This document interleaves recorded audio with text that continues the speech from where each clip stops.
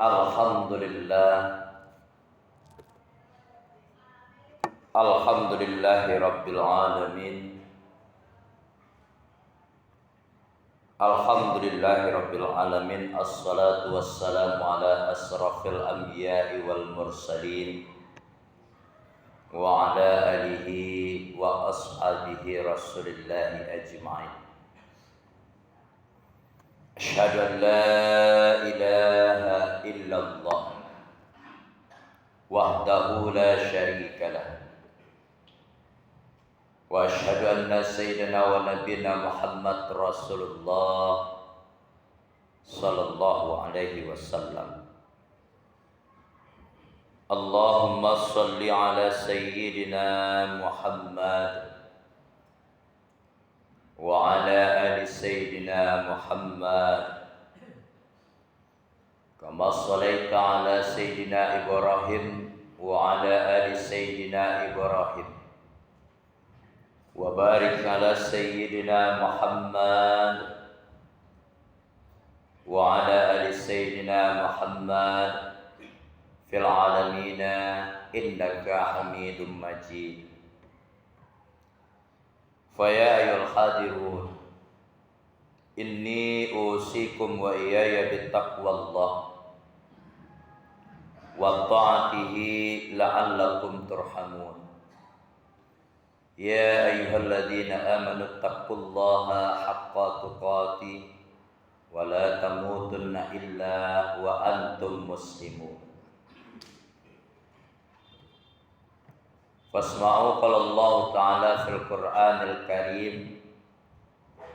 A'udzu billahi minasy syaithanir rajim.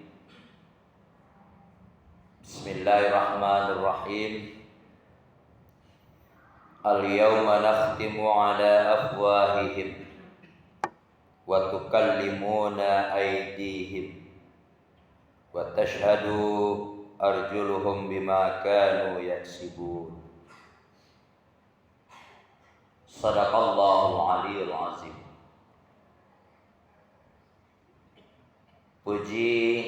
Puja, syukur kehadirat Allah subhanahu wa ta'ala. Salawat beriringan salam li Nabi Muhammad Rasulullah sallallahu alaihi wasallam. Allahumma salli ala Sayyidina Muhammad wa ala ali Sayyidina Muhammad. Ma'asyiral muslimin, sidang jamaah Jumat rahimakumullah. Mari kembali sama-sama kita mensyukuri nikmat Allah. Tak bosan-bosannya mulut kita ini, fahmun kita ini untuk selalu melantunkan asma Allah, kalimat-kalimat thayyibah. Dalam rangka itu semua tentunya bertakarrub, berubudiyah, sekaligus mensyukuri seluruh apa yang sudah kita dapati. Moga-moga dengan mewiridkan itu individu kita, insya Allah kita mendapatkan buahnya nanti. Siapa yang rajin nanam, rajin usaha, dia akan metik. Man yazra' yahsun. Salawat dan salam di baginda Nabi Muhammad Rasulullah sallallahu alaihi wasallam. Sebagai tanda rasa bukti cinta kita kepada Rasul, mari sama-sama pula kita mengucapkan salawat kepada beliau. Dengan memperbanyak salawat, mudah-mudahan salah satu kita hendaknya fi yaumil akhir nanti, di mana di situ tidak ada lagi naungan selain daripada perlindungan Allah, berkat rahmatnya Rasulullah, berkat rahmat Allah yang dilimpahkan kepada Nabi Muhammad Rasulullah, kita dapat pula syafaatnya. Allahumma salli ala sayyidina Muhammad wa ala ali sayyidina Muhammad. Kaum muslimin rahimakumullah.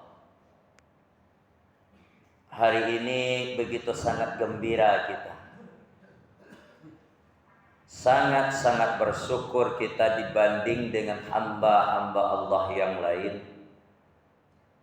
yang tidak memiliki, yang tidak mendapatkan situasi, posisi, kondisi apa yang kita rasakan hari ini. Ini dalam rangka mensyukuri nikmat ya Pak. Kenapa demikian? Bertemu dalam satu waktu, 2 hari yang begitu spesial. Jangan dikira kita yang hadir semua ini apa yang kita rasakan dapat semua rasakan, enggak. Kemarin ada saudara kita meninggal. Tadi pagi bahkan ada sanak saudara kita yang meninggal. Ya kalau orang mungkin di luar akidah kita oke-oke saja, tapi seandainya ada akidah dengan kita, disitulah garisnya ditentukan oleh Allah Subhanahu Wa Taala. Tapi ketika Allah memberikan kesempatan kepada kita, yang dimaksud bertemunya 2 waktu yang begitu berlebih dalam satu waktu. Pertama Syahrul Maghfirah. Nah, ini mudah-mudahan kita renungi ini kalau selama ini tidak terpikirkan bahwa tidak pernah takana, coba coba doang. Bulan ada disebut Syahrul Maghfirah, Sayyidul Ayyam, bertepatan juga pada hari ini, hari yang mulia, bulan yang mulia. Kenapa kita sampaikan hari ini kaum muslimin rahimakumullah? Agar semua cara, gaya, tingkah laku, pola pikir kita pun juga terarah hendaknya kepada Allah selaku Sang Khalik. Dewasa ini banyak diantara generasi muda kita maksudnya. Kalau ada diantara kita kaum muslimin, apalagi di keluarga kita, ayo kita berdakwah juga hari ini. Karena dakwah itu bukan untuk ustadz saja Pak. Dakwah itu bukan terjurus kepada orang-orang tertentu saja, tapi setidaknya bagi kita, bagi yang tahu tentang itu adalah hak, sampaikan hak, yang batil katakan itu batil.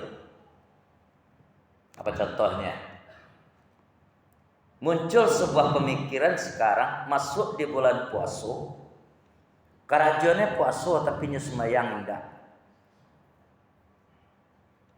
Secara kaidah usul fiqh dan fikih ibadah dalam ini kaum muslimin rahimakumullah, alafu wa ngulang-ulang kaji li Pak ya. Segete kita singguang dia itu. Dia kejar hanya ibadah puasa.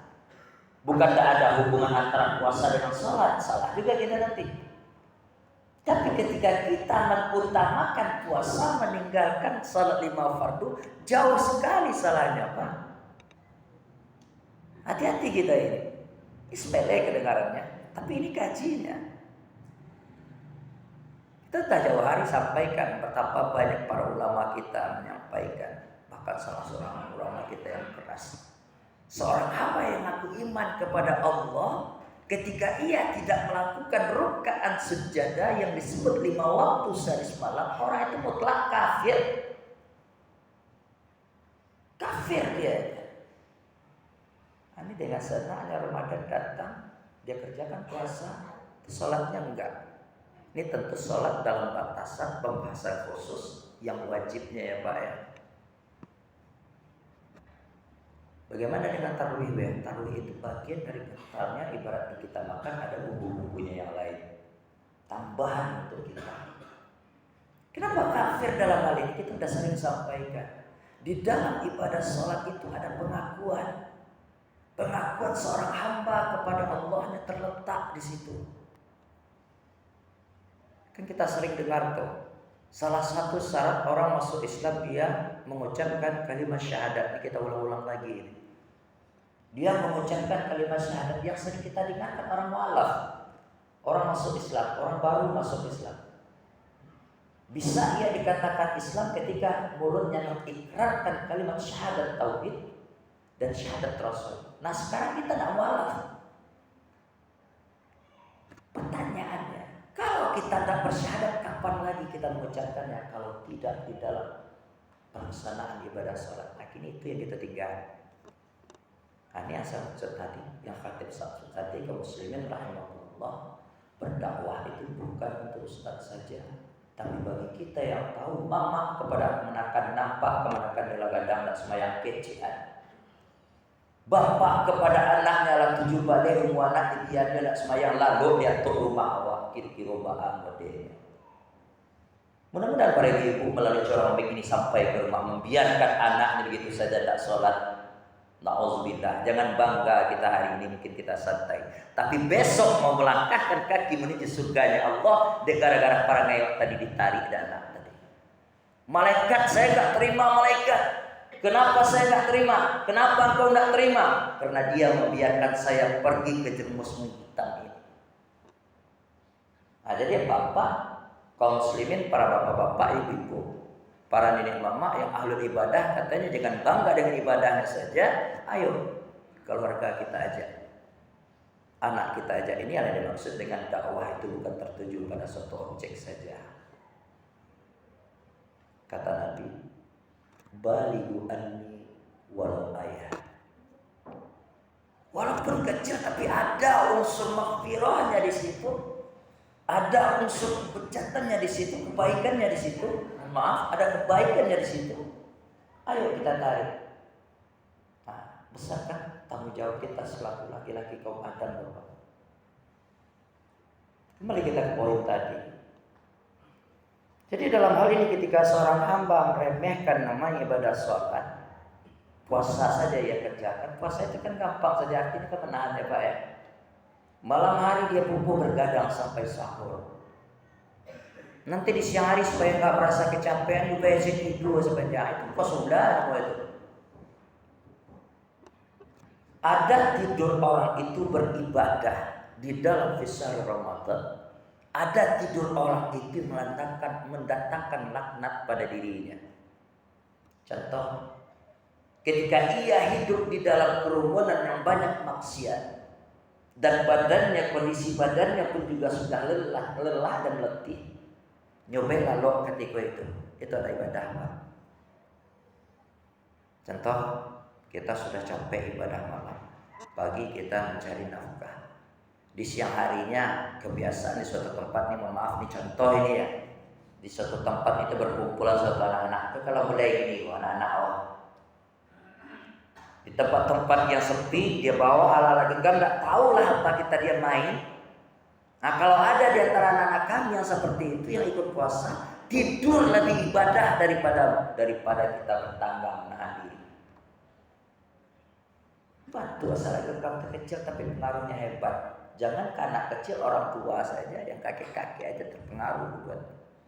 Nah di sini letak nilai ibadah. Kita kembali ke poin tadi.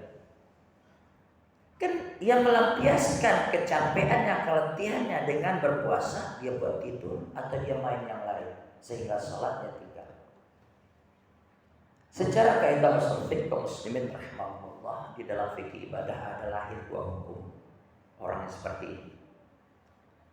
Pertama, puasanya batal, tidak sah, bahkan para pelaku tadi jatuh kepada jenjang murtad.